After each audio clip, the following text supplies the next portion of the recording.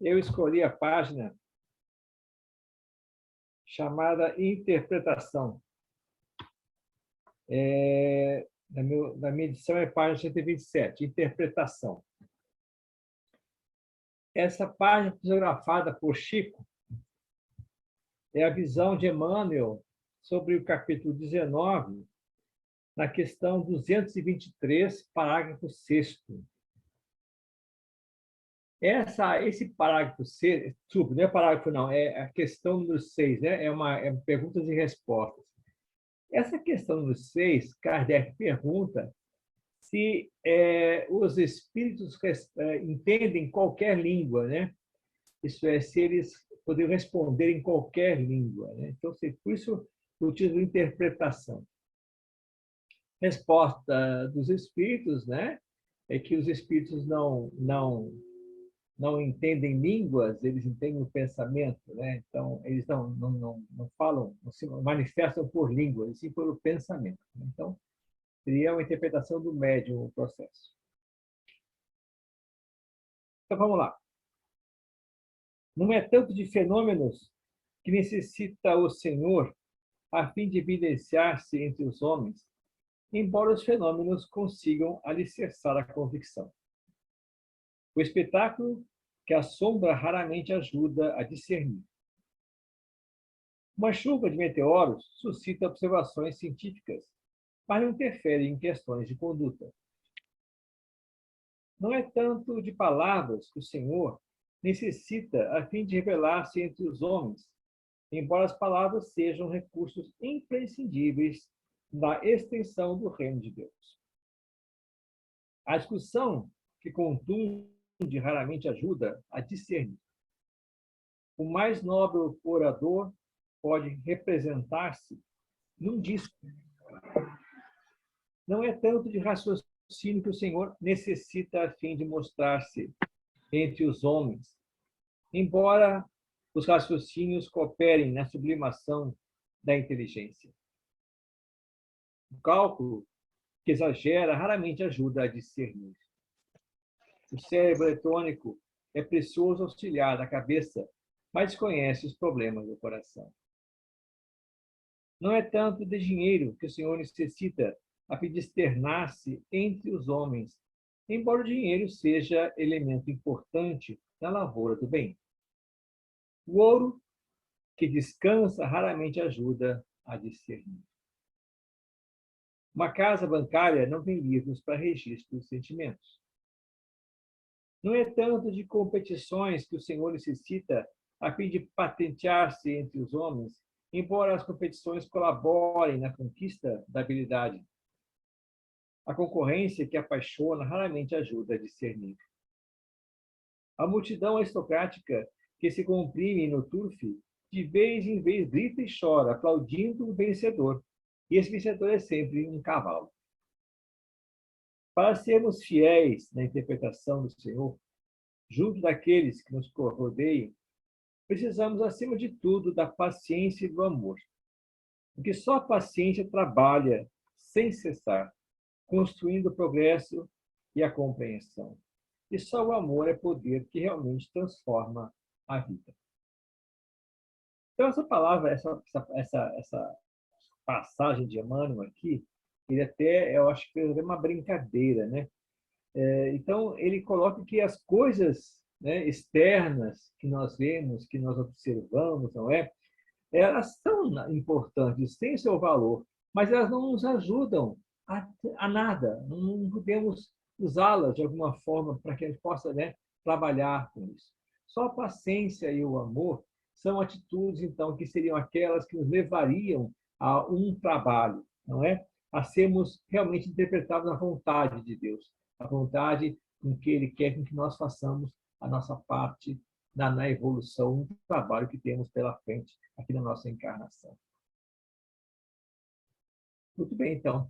Vou fazer uma prece, né, para a gente possa, então, iniciar o trabalho de hoje.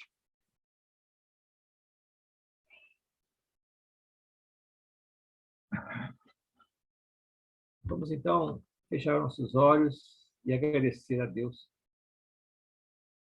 Por mais esse momento que nós possamos estar juntos, refletindo sobre esse tema tão bonito, tão palpitante, que é a mediunidade.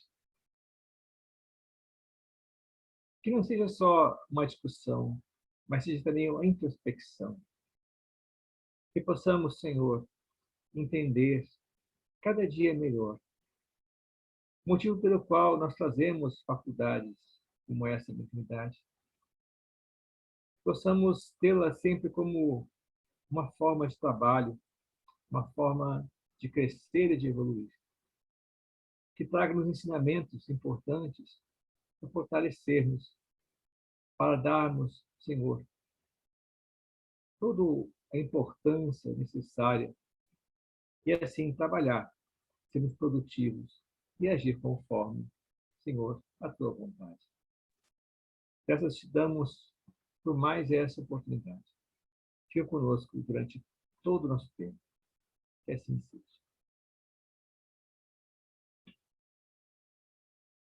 Bom, papel dos meios das comunicações. Vamos ver o capítulo 19, capítulo 20 do livro dos médiuns. Qual o nosso papel nas comunicações? O médium como intérprete e intermediário dos espíritos, não é? Então, eu trouxe aqui pequenos trechos que eu separei do livro dos médiuns, para que possamos juntos estudar. Qual a premissa do papel dos médiuns? Né? O que se baseia, né, o papel dos médiuns de comunicações? Então, a primeira delas, que nós já vimos antes, não é?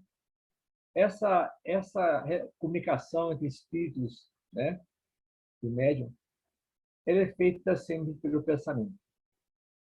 Portanto, o espírito não fala aos nossos ouvidos, para que nós repitamos as palavras dele ou que escrevamos as palavras deles. Nós, como médiuns, interpretamos o pensamento de um espírito. O perispírito é o agente, é o instrumento dessa atividade. Nós já vimos isso também. Por quê? Para que nós possamos entrar em contato ou trazer a comunicação do espírito, precisamos nos expandir, nos exteriorizar como seres espirituais que nós somos, e o nosso perispírito, então, não é, vai fazer como que uma ligação, né, com o espírito comunicante. O médium desempenha um papel essencial na comunicação, porque ele reverte o pensamento do espírito em palavras, né, dando, então, entendimento àquilo que vai ser comunicado. Mas, então, depende do médium, né, do médium, para que essa influência que ele tem da interpretação seja maior ou menor. Então, quanto mais for o nível moral do médium, quanto maior for o nível intelectual do médium, quanto mais experiente for o médium, essa comunicação se dará mais fidedigna, não é? Ela será mais rica em termos de entendimento aquilo que o espírito deseja comunicar. Por isso, então, que nós falamos, não é? Na aula passada, sobre os médiuns sonambúlicos, não é? Que seriam os mais aptos a trazer comunicações mais fidedignas, que não passaria pelo cérebro do médium diretamente, né? Os espíritos trabalhariam com o perispírito do médium, né? As comunicações, aí eu trago para vocês aqui questões importantes que nós precisamos analisar e conversar a respeito. As comunicações escritas ou verbais também podem emanar do próprio espírito encarnado do médium. O que vocês acham? Claro, né? Nós somos espíritos, e quando estamos fora do corpo físico, nós também podemos dar comunicação numa mesa mediúnica, por exemplo, né? Muitas vezes, em mesas mediúnicas, nós recebemos mensagens de pessoas que estão no coma, né? Estão no hospital, estão comatosos. mas estão livres, né? E podem se comunicar, né? Voltam à casa onde moram, voltam aos grupos que trabalham e trazem suas comunicações, né? Então, está lá aí, ó, porque ficar sabendo que entre os espíritos que evocais, alguns, há questão encarnados na Terra. Isto é, quando você, numa mesa mediúnica, no caso de Kardec, trabalhava com fatos experimentais, por exemplo, ele evocava um espírito, vamos dizer, um exemplo, Napoleão, né? Napoleão, vou evocar o espírito de Napoleão. Mas Napoleão estivesse encarnado na Terra. E Napoleão encarnado, não é? Estivesse dormindo. Logo, logo, se fosse o caso, é permissão, esse que hoje, né, não esse que, no caso, esse que está, em que o corpo, o espírito de Napoleão habita, não é? Iria dar comunicação nessa mesa como Napoleão, né? Então, isso poderia acontecer. Isso acontece com, claro, espíritos de elevada evolução. Não é qualquer espírito que pode ter essa flexibilidade, não é? Então, isso é um fenômeno que Kardec observou que pode ser feito, né? Que pode acontecer uma mesa mediúnica. Como distinguir se o espírito que responde é do médium ou outro, né? Aí Kardec responde. Aí os espíritos respondem, não é? Pela natureza das comunicações. Estuda as circunstâncias e a linguagem e distinguirás. Bom, nós temos o capítulo 10, livros médicos, né, que fala, então, sobre a natureza das comunicações. Isso qual é o estilo, o tipo, em que base essa comunicação se baseia. Então, aqui estão elas, né? As comunicações podem ser grosseiras, né, quando manifestadas por espíritos de baixo nível, em termos que chocam o decoro, né? São triviais, sem nobreza, são arrogantes, insolentes, não é? Então, são espíritos que mostram a sua evolução espiritual, né? Já ainda muito ainda a nível, não é, baixo, né, em termos intelectuais, em termos também morais. Comunicações frívolas emanam de espíritos levianos, zombeteiros ou maliciosos, né? São mais astuciosos do que maus, que nenhuma importância ligam ao que falam. Nas comunicações frívolas, nós temos que cuidar dos mistificadores, né? Isto é, eles trazem, às vezes, nomes, né? Nomes, eles se fazem brincadeiras com questões pessoais nossas, por exemplo, né? E, inclusive, na mesa mediúnica, não é? Eles podem até comentar um fato doméstico que aconteceu na sua casa, né? Caso estejam, então, lhe seguindo, ou estejam, então, sendo maldosos, né? Okay? Então, são frívolas. Comunicações sérias são ponderadas quanto ao assunto. Isso é, o assunto é bom, é normal, é assunto científico, assunto que, né, elevadas quanto à forma, isso é, a forma com que é escrita, não é? Os termos usados, a construção de frases, não é? Ela é elevada quanto à forma. Como os espíritos sérios não são todos igualmente esclarecidos, essas comunicações podem estar sujeitas ao erro de boa fé. Então, eles não fazem por maldade. Por exemplo, eles podem querer comunicar um assunto sobre ciência, mas a pessoa que está comunicando sobre ciência não é um cientista, não é? Então, vai, às vezes, cometer erros nas suas interpretações. Cabe distingui-las entre verdadeiras ou falsas, o que nem sempre é fácil, porquanto exatamente a sombra da elevação da linguagem é que certos espíritos presunçosos ou pseudo-sábios procuram conseguir a prevalência das mais falsas ideias e dos mais absurdos sistemas. Olha só a importância nossa quando nós temos que interpretar, isso é, dela veracidade de uma mensagem, né? Então, comunicações sérias, elas podem ser sérias, mas também podem ser falsas, né? Podem ter assuntos que não estão, de alguma forma, relacionados à realidade, fugindo da realidade. Sobre isso, o item 225 do livro, o item 225 do livro dos Médiuns, esse mesmo capítulo, não é? Tem uma mensagem de Erasto e Timóteo. Quem foi Erasto e Timóteo? Foi um discípulo de Paulo. Então, eles trazem ali uma comunicação, não é? E eles falam justamente sobre isso, sobre as questões da importância da nossa análise das comunicações, né? Então, que nós não deixemos passar, né, nenhuma comunicação, né? É preferível nós recusarmos 9 interpretações do que aceitar uma que seja errônea, né? 9 certas do que uma que seja errada. Comunicações discutíveis. Elas possuem um caráter sério e verdadeiro, né? São mais profundas quanto mais elevado e desmaterializado for o espírito comunicante.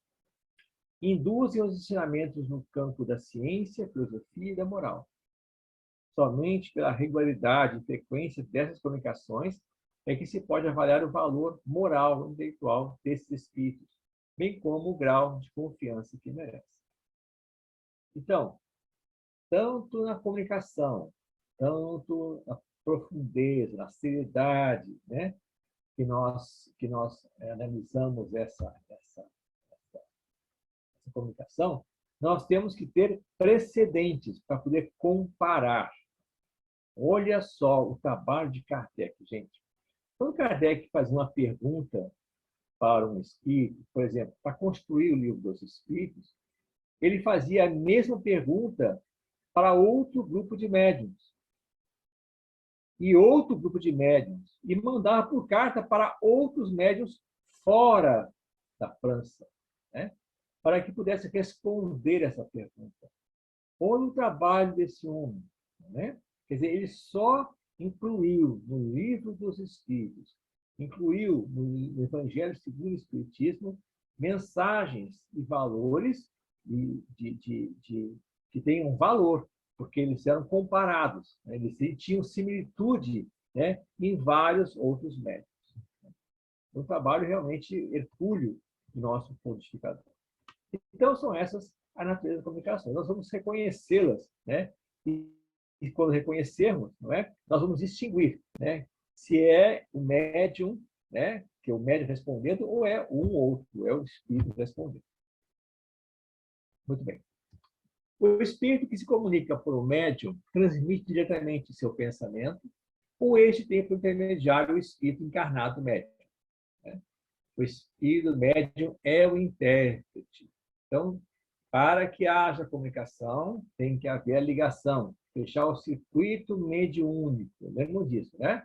Então, o médium recebe um apelo de sintonia e ele responde que aceita, ele aceita essa sintonia. Então, vai haver, então, o circuito vai fechar e vai haver, então, a comunicação. O espírito encarnado no médium exerce alguma influência sobre as comunicações que deva transmitir provindas de outros espíritos? Exerce, né? Porquanto, se estes não lhes são simpáticos, pode alterar-lhes as respostas e assimilá-las às suas próprias ideias e a seus pendores. Não influencia, porém, os próprios espíritos, autores das respostas. Constitui-se apenas de mal intérpretes. Isso quer dizer mistificação ou fraude, né? Bom, desculpa, quer dizer fraude. É o médium que não reproduz como deva a mensagem, a comunicação de um espírito e coloque a sua interpretação, desculpa, coloque a sua ideia, está cometendo uma fraude, né? Porque ele vai assinar embaixo o nome do espírito, né? Também tem o processo, né, da questão do animismo, mas nós vamos ver mais tarde, quando o médium, sem perceber, coloca a sua própria visão no assunto que está sendo transmitido. Será essa a causa da preferência dos espíritos por certos médiums? Não há outra. os espíritos procuram um intérprete que mais simpatize com eles e que lhes exprima com mais exatidão os pensamentos. Né? Então, muitas vezes, nós vemos alguns médiuns, né, recebendo sempre o mesmo espírito. Né? Por quê? Porque esses espíritos que querem realmente um bom intérprete usam desse poder. Né? Eles se vamos dizer assim, se abarcam, né, do médium, melhor médium, para que eles possam levar a comunicação de uma forma mais fidedigna. Então, esse cara que está. No tempo de Kardec, isso é muito comum, né? Os espíritos escolherem médiums específicos para o trabalho. Eles são mais maleáveis, não é? São mais fáceis de se trabalhar. Compreende-se que seja assim, tratando-se dos médiuns intuitivos, porém não relativamente aos médiuns mecânicos. Olha que pergunta interessante. Kardec, ele tem esse detalhe, né? Ele é muito persuasivo, né? Muito insistente também.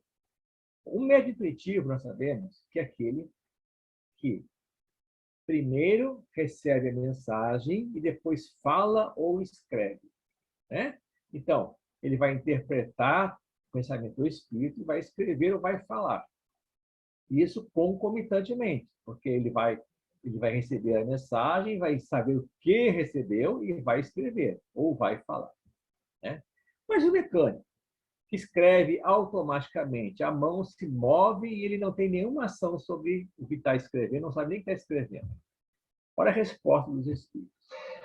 É que ainda não percebeste bem o papel que desempenha o médium. Há aí uma lei que ainda não apanhaste. Lembra-te de que, para produzir o movimento de um corpo inerte, o espírito precisa utilizar-se de uma parcela de fluido animalizado, que toma ao médium para animar momentaneamente a mesa, a fim de que essa lhe obedeça à vontade. Pois bem, compreende igualmente que, para uma comunicação inteligente, isso é, psicografia ou psicofonia, ele precisa de um intermediário inteligente, e que esse intermediário é o espírito médium. Isso é, tem que haver um intermediário. Mesmo mecânico, o médium é o intermediário do espírito. Mas tem aqui agora a Kardec pergunta.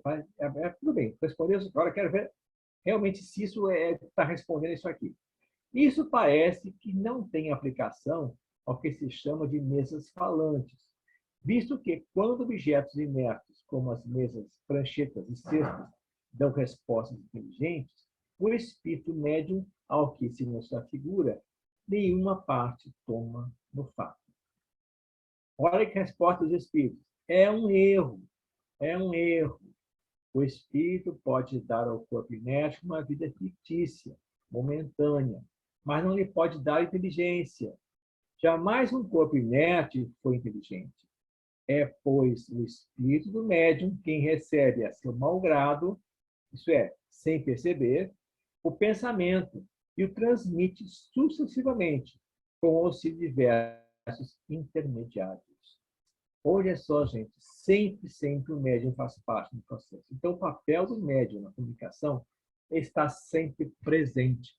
Ele pode não interferir, ou interferir minimamente, mas mesmo uma manifestação mecânica, tipo, né, em que as mesas escrevem, as caixas escrevem, o médium é o processo pelo qual a informação passa em primeiro lugar. Dessas explicações resulta, ao que parece, que o espírito médium nunca é completamente passivo. É passivo quando não mistura suas próprias ideias com as doces do espírito que se comunica, mas nunca é inteiramente nulo. Seu concurso é sempre indispensável, como o de um intermediário, embora se trate dos chamais médiuns mecânicos. É passivo, sim, mas nunca é nulo. Sempre tem uma parcela dessa comunicação pela qual houve interferência do médium. Espírito só tem a linguagem do pensamento. não dispõem da linguagem articulada, pelo que só há para eles uma língua. Assim sendo, poderia um espírito exprimir-se por via mediúnica numa língua que jamais falou quando vivo? E, nesse caso, de onde tira as palavras de que se serve? Acabaste tu mesmo de responder à pergunta que formulaste, dizendo que os espíritos só têm uma língua do pensamento. Essa língua todos a compreendem, tanto os homens como os espíritos. O espírito errante, quando se dirige ao espírito encarnado médium, não me fala francês, inglês, porém a língua universal, que é a do pensamento, para exprimir suas ideias numa língua articulada, transmissível, toma as palavras ao vocabulário do médium. Agora se pergunta, mas tem médiuns que escrevem em outras línguas, né? Tem médiuns que escrevem em francês, em inglês, não conhece, então em inglês, tipo Chico Xavier, que escreveu até em russo, né? E não sabia, né? Nunca escreveu, nunca falou, nunca viu lá. Né? Mas por quê? Ué, às vezes o espírito precisa se identificar. Então, existe uma faculdade mediúnica chamada xenoglosia, nós vamos ver mais tarde, né? Em que o médium tem essa capacidade de transmitir uma mensagem, se o espírito assim desejar, em outra língua. Né? Em outra língua. Se assim, só na língua do médium deveria ser possível ao espírito exprimir-se. Entretanto, é sabido que escreve em idiomas que o médium desconhece. Não há aí uma contradição? Olha só, respondi, né? Nota, primeiramente, que nem todos os médiuns são aptos a esse gênero de exercício. E depois que os espíritos só acidentalmente a ele se prestam, quando julgam que isso pode ser alguma utilidade. Para as comunicações usuais, de certa extensão, preferem serviço de uma língua que seja familiar ao médium, porque ele já apresenta menos dificuldades materiais a vencer. Imagina alguém que nunca falou, nunca escreveu em inglês, ter que escrever em inglês, né? É difícil, é muito difícil. Então, esse é um esforço muito grande do espírito comunicante para que isso aconteça. Mas acontece. Caso haja, então, né, essa faculdade do médium, ele tem a faculdade de xiloglosia. A aptidão de certos médiuns para escrever numa língua que lhes é estranha, não por provirar a circunstância de que eles tenham sido familiar a essa língua em outra existência e de haver guardado a intuição dela? É certo que isso pode dar, mas não constitui a regra. Realmente, se uma vez eu tenha encarnado como inglês, como russo, como francês, é bem provável não, é com certeza, né? Eu guardo lá no meu consciente, no meu inconsciente, registro essas línguas. Então, automaticamente, o espírito comunicante poderia acessar lá no meu consciente, não é? Esses termos, trazer à tona. Mas não é uma regra. Não é uma regra, né? Precisa, então, de uma faculdade específica para isso, né? Uma abertura maior do nosso inconsciente. Com algum esforço, o espírito pode vencer momentaneamente a resistência material que se encontra. O que acontece quando o médium escreve na língua que lhe é própria, palavras que não conhece. Então, por exemplo, né, se nós imaginem vocês já leram Parnaso no Túmulo? Eu gosto muito de ler esse livro, Parnaso no Túmulo. No Evangelho lá, eu sempre abro uma parte do Parnaso no Túmulo, porque eu acho que as poesias maravilhosas. Gente, eu sempre deixo do lado do meu celular, não uso mais celular, né? Dicionário é o nosso celular, né? E nós vamos procurar palavras que lá se encontram. Eu imagino a dificuldade, né? Chico, com todo o seu carinho, com toda a sua paciência, tinha essa faculdade maravilhosa, apesar de não conhecer aquelas palavras, colocá-las, não é, em rimas e versos do Parnaso do Túmulo. Isso é espetacular, gente. É muito bacana isso. Poderia uma pessoa analfabeta escrever como médium? Pergunta boa, né? A pessoa não sabe escrever. Será que o espírito poderia se aproximar dela e escrever, né? Fazê-la escrever? Olha só o que ele responde: sim, mas é fácil compreender-se que terá que vencer grande dificuldade mecânica, não é nem mental, né? Porque acessando o passado consciente desse médium, eles vão ver que tem conhecimento, tem condições, mas na vida atual ele não sabe escrever, não sabe movimentar a mão. Então eles teriam que pegar a mão dele e forçar para fazer uma letra, né? Por faltar à mão hábito do movimento necessário a formar letras. O mesmo sucede com médium desenhistas que não sabem desenhar. Então, é letra por letra, traço por traço. Poderia um médium muito pouco inteligente permitir comunicações de ordem elevada? Olha que pergunta legal essa aqui. Sim, pela mesma razão porque o médium pode escrever numa língua que não é conhecida.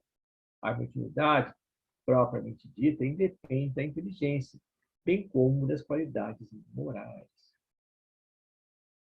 Olha só, mas na falta de instrumento melhor, pode o espírito ser visto daquele que tem a mão.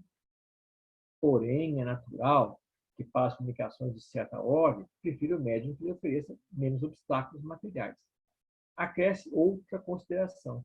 O idiota, muitas vezes, só o é pela imperfeição de seus órgãos, podendo, entretanto, seu espírito ser mais adiantado do que o júri. Tens a prova disso em certas equivocações de idiotas mortos ou vivos. Então, o espírito vai acessar o inconsciente desse médium e buscar lá tudo que ele precisa para que haja, então, uma comunicação a nível que ele precisa. Não é? A nível que ele precisa. Nós temos isso, mas tem um senão aqui, que eu tenho que falar. Tá? Tem um senão aqui. Por exemplo, a comunicação vai ser o assunto, não é o assunto, a natureza, ela vai ser perfeita. Tá? A ideia vai ser perfeita. Agora, a forma como a ideia vai ser colocada, é aí que está o problema. Uma vez eu peguei essas folhetinhas que distribui na Casa Espírita, né, assinado Bezerra de Menezes. Eu li a comunicação, achei estranha, mas não é, não é a forma como eu estou acostumado a ler Bezerra de Menezes, porque a gente lê Bezerra de Menezes quando acostumado com o Divaldo Franco, o letrado, era um outro médium que trouxe a comunicação. Aí eu fiquei meio cabeça, será que não foi uma mistificação? Será que não foi uma fraude, não é, do médium? Aí então eu comecei a ler a respeito e vi que realmente Bezerra de Menezes dá a mesma comunicação em várias direções ao mesmo tempo. Então, quando Divaldo está recebendo uma comunicação, ele está fazendo a mesma comunicação em outro lugar. Ele pode fazer isso, é o dom da ambiguidade. Né? Um espírito de alta elevação pode fazer isso. Então, dependendo do médium, o assunto vai ser o mesmo, né? O contexto vai ser o mesmo, mas a forma de passar esse tema é diferente, a linguagem é diferente. Né? Então, isso pode acontecer. Portanto, nós temos que elevar desculpe, nós podemos tentar que a nossa interpretação não fique com discriminação em relação ao médium. Pelo contrário, nós temos que ver a forma que está sendo dito naquela comunicação. Né? Então, sim, se realmente a base da comunicação, o tema da comunicação não se reflete no que deseja falar-se, né? Ou dissesse, então nós podemos confiar que seja uma comunicação, uma fraude. Né? Muito bem. Bom, encerrado então essas perguntas e respostas, nós vamos dizer o seguinte. As principais características relacionadas ao papel do médium nas comunicações são, resumindo tudo isso aqui, né? Primeira coisa, a passividade intelúria. Sempre o médium vai interferir no processo. Né?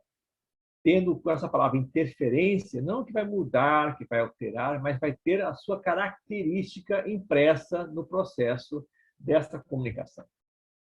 Né? Ele é sempre ativo, né? Consciente e inconsciente, intuitivo ou mecânico. Os espíritos utilizam as referências existentes na mente do médium, e não as ideias, para exprimir seus pensamentos. Isso é, eu conheço muito bem, eu sou letrado, por exemplo, em arte. Tem uma comunicação sobre arte, não é? Quer dizer, ele não vai pegar a minha ideia que eu tenho, as minhas conclusões que eu tiro sobre arte, vai pegar a base, né, do meu conhecimento sobre arte. Okay? O espírito comunicante encontra os elementos apropriados, a roupagem de palavras correspondentes aos seus pensamentos na mente do médium, podendo ser adquiridos na vida atual ou em vidas anteriores. Aí está, então, a importância, quando Kardec falou espírita instruí-vos, espíritas amai-vos. Nós que somos médiums, que pretendemos ser intérpretes dos espíritos, precisamos ter um bom vocabulário, né? Ler bastante, né? Não livros difíceis, mas ler livros da doutrina ou a livros que nos trazem, né, a biografia espírita, para que possamos ter consciência daquilo que podemos escrever, que podemos transmitir, caso nos seja solicitado por alguma entidade às quais nós temos relação. Por isso, então, a importância do médium, do espírita, da pessoa em si, não é? Ler, estudar, conhecer mais. O médium mal preparado torna o trabalho dos espíritos mais demorado e penoso. Existe trabalho semelhante à comunicação por pancadas. Então, quanto mais preparado nós formos, melhor instrumento nós seremos na mão daqueles que precisam passar as comunicações. O médium não deixa de exercer influência nas comunicações, dando-lhes as qualidades e propriedades características à sua personalidade. Por isso, então, nós temos que analisar, né, cada comunicação. A cultura do médium se reflete reflete a linguagem e o pensamento do espírito. Então, quanto mais culto for o médium, mais coerente a linguagem com aquilo que está sendo transmitido, né? E o pensamento do médium. A aptidão como cultura, inteligência, por exemplo, né? Nós vamos falar sobre arte, vamos falar sobre música, não é? Então, tem que ter uma cultura em relação a isso aí. O estilo. Tem muitos médiums que conseguem escrever em versos, né? Conseguem pintar, conseguem escrever notas musicais. Por quê? Ele já tem aptidão para isso, né? Então, favorece, facilita, né, o trabalho dos espíritos. Erros de ortografia e concordância podem ser de consequência da identidade do espírito comunicante. Não vamos, então, criticar quando uma comunicação vier com erros de concordância ou, às vezes, palavras escritas erradas.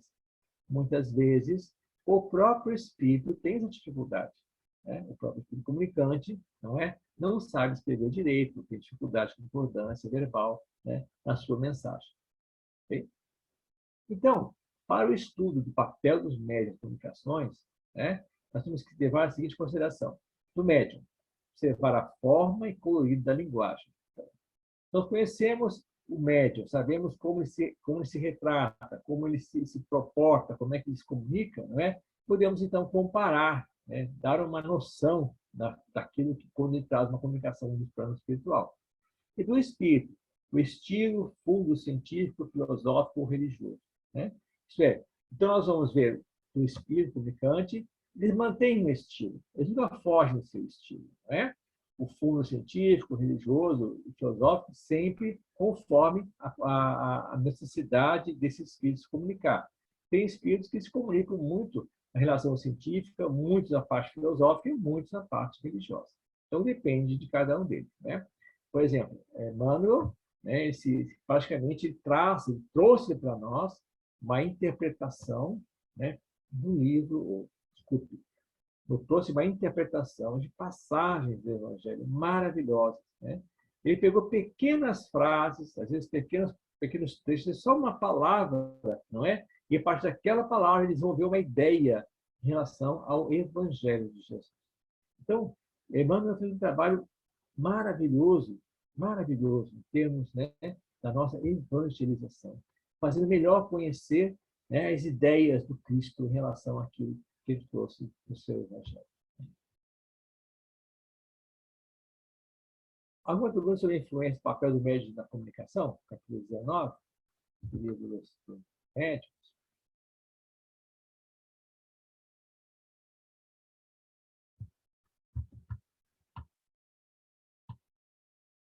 Vamos então passar para o capítulo 20, não é? A influência moral do médium. Bom, assim como o médium, né, tem seu papel na comunicação, isso é, ele pode interferir, né? A moral do médium, o moral do médium, a moral do médium, ele interfere muito mais. Né? Então, nós temos essa frase aqui do Evangelho segundo o Espiritismo, né? Capítulo 17, que fala sobre a perfeição, né?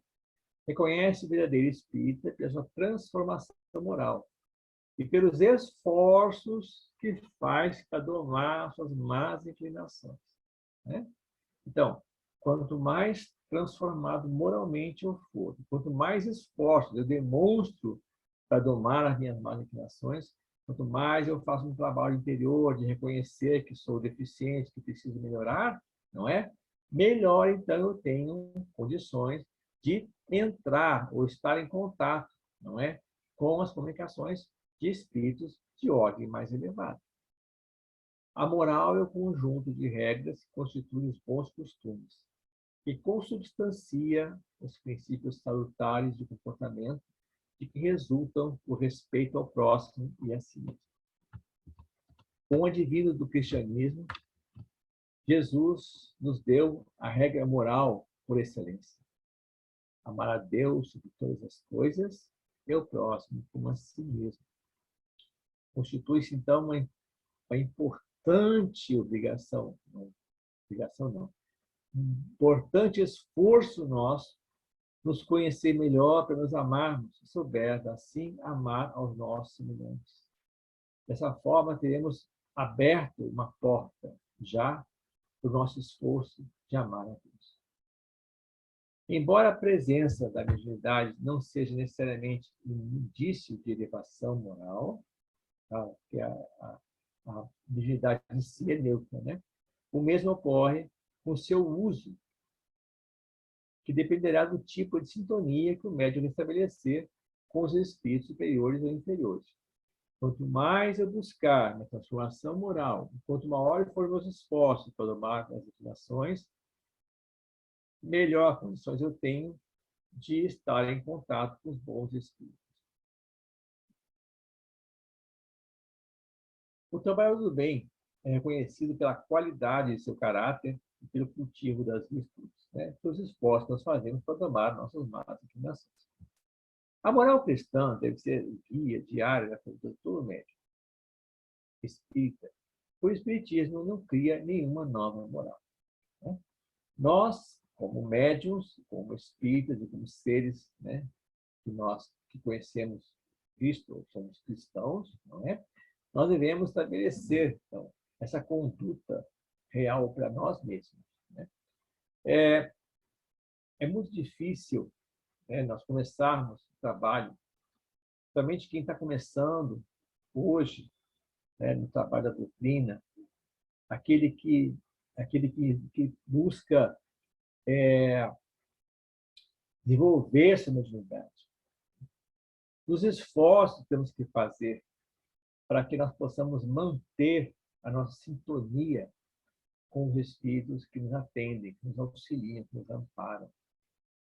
Então, pensamentos são terríveis, eles têm e vão em a sua quantidade impressionante. E às vezes não conseguimos nos concentrar, não conseguimos até ler direito, né? Porque são muitas coisas na nossa cabeça. Então, nós precisamos trabalhar esse nosso pensamento.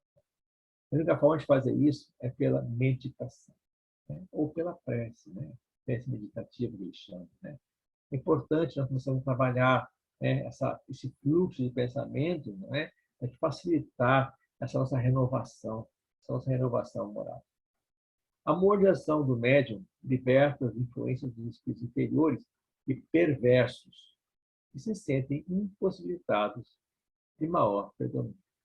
No começo da mediunidade, que a gente começa a trabalhar na mediunidade, a gente facilita demais. Né? E às vezes a gente realmente sai carregado, porque em vez de você trazer lá, né, toda essa energia deletéria que você levou, você carrega consigo mesmo. Né?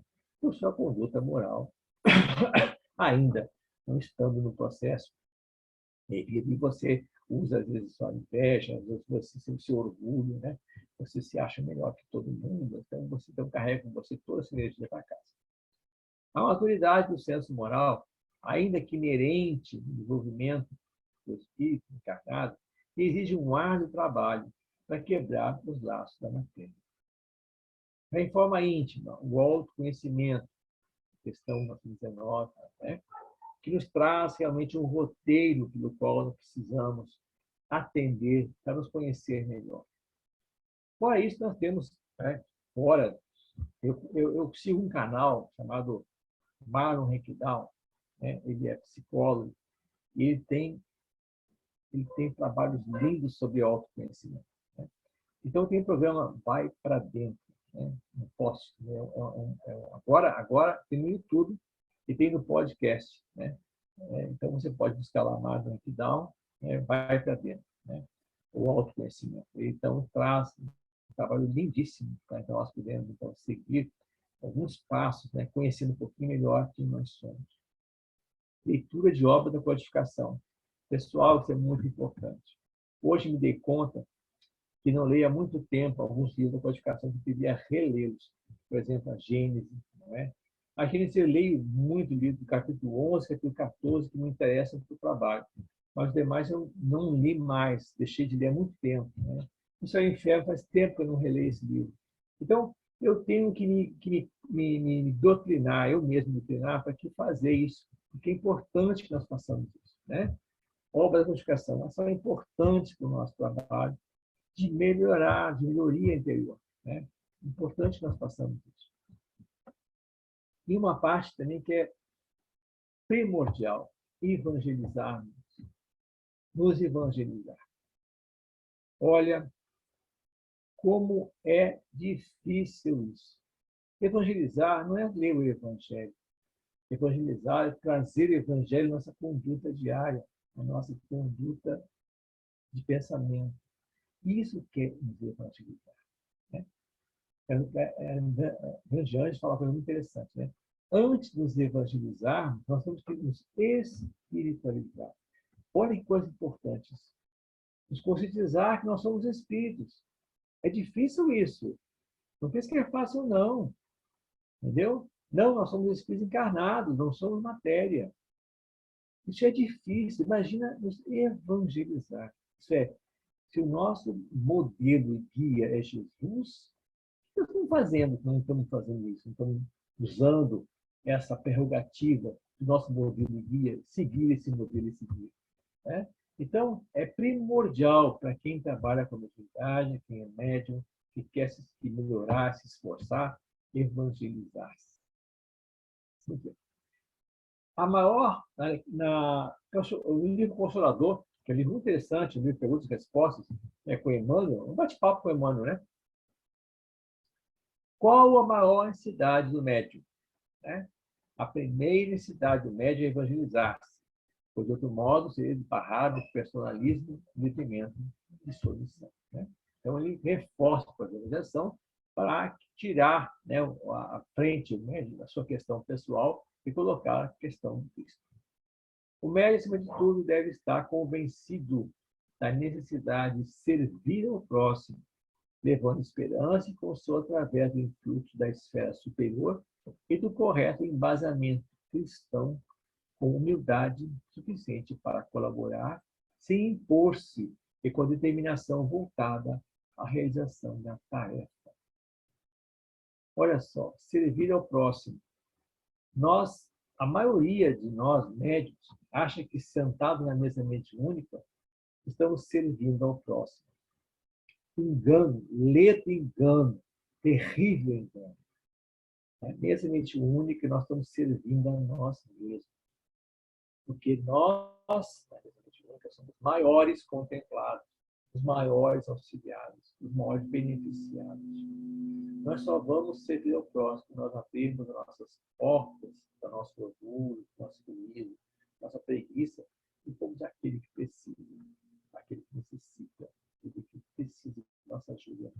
Nos hospitais, nas creches, no trabalho, na rua, em qualquer lugar, no fraterno, que seja. Nos disponibilizarmos ao próximo. Né? Então, eu trago aqui, de Caminho, Verdade e Vida, um texto de Emmanuel, que eu gostaria de ler para vocês. E podemos comentar juntos, não é? Cada homem tem a vida exterior conhecida e analisada pelos que o rodeiam, e a vida íntima, da qual somente ele próprio poderá fornecer o testemunho. O mundo interior é a fonte de todos os princípios bons ou maus, e todas as expressões exteriores guardam aí os seus fundamentos. Em geral, todos somos portadores de graves deficiências íntimas, necessitando de retificação. Será muito fácil ao homem confessar a aceitação de verdades religiosas, operar adesão verbal à elevação de si mesmo, ideologias edificantes. Operar adesão verbal a ideologias edificantes. Porém, outra coisa é realizar a obra da elevação de si mesmo, valendo-se da autodisciplina, da compreensão fraternal e do espírito de sacrifício, efetuando-se assim a purificação do sentimento no recinto sagrado da consciência, apenas conhecido pelo aprendiz na soledade indefassável de seus pensamentos. Isso requer trabalho de duplo ânimo, porque o semelhante renovação jamais se fará tão somente à custa de palavras brilhantes.